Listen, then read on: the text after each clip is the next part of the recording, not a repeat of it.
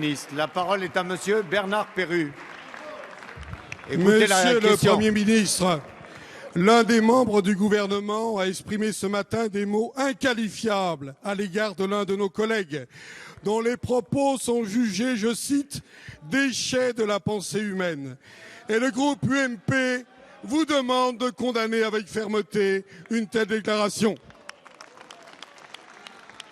Dans toutes les communes, les maires élaborent leur budget, mais doivent faire face à une situation devenue insoutenable, avec la baisse drastique des dotations de l'État, combinée à des transferts de charges de plus en plus importants qu'il faut financer. La conséquence, c'est la crainte de ne plus pouvoir maintenir les services indispensables à la vie quotidienne de nos concitoyens. Ceci n'est pas acceptable. Le gouvernement coupe les vivres des élus locaux pour leur faire assumer des hausses d'impôts. Ceci n'est pas responsable. Et la baisse de l'investissement public aura des conséquences dramatiques pour nos territoires, pour nos entreprises et pour l'emploi que vous allez encore détruire. Monsieur le Premier ministre, dans ce contexte, que faut-il attendre de votre réforme territoriale qui ne favorise pas la clarification? Les Français ne connaissent toujours pas les compétences qu'exerceront les futurs élus des départements. Savez-vous qu'il y a des élections à la fin du mois?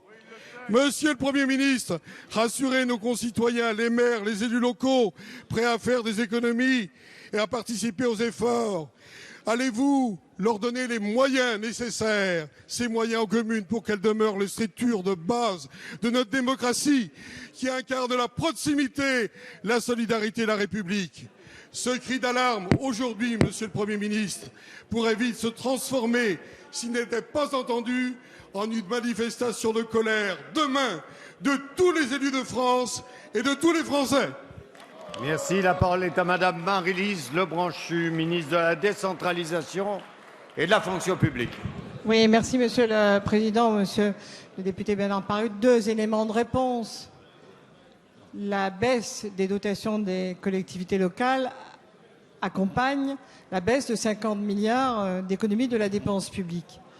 Depuis des semaines, on me dit oui, mais il ne faut pas toucher aux dotations des collectivités. Ne pas toucher la dotation des collectivités, c'est rendre impossible cette baisse, alors que moi je lis dans des journaux dans lesquels vous vous êtes les uns et les autres exprimés qu'il faut passer de 50 milliards d'économies à 100 milliards. Donc on ne peut pas dire blanc, noir, gris dans les mêmes déclarations. C'est le premier élément. Le second concerne les élections et le fait que nous discutons en première lecture.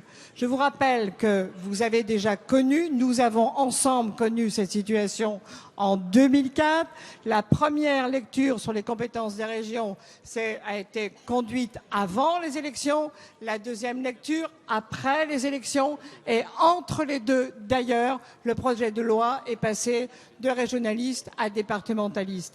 Et le troisième élément, monsieur, c'est que le Premier ministre, très conscient de cette situation, a décidé de passer un accord avec les sénateurs, parce que la majorité du Sénat a passé, et avec les députés ici, avec l'accompagnement très efficace d'Olivier Dussopt et des rapporteurs, pour que la lecture soit le reflet d'un accord entre les députés et les sénateurs, et pour qu'on soit très ferme sur le fait que, du coup, cette première lecture donne clarté. Les départements ont toujours la solidarité, bien évidemment, et c'est ce qu'attendent nos populations. S'occuperont des routes, c'est votre demande, des collèges, et en fait, nous avons, je crois, établi un accord et on ne peut pas... Merci, Madame la Ministre.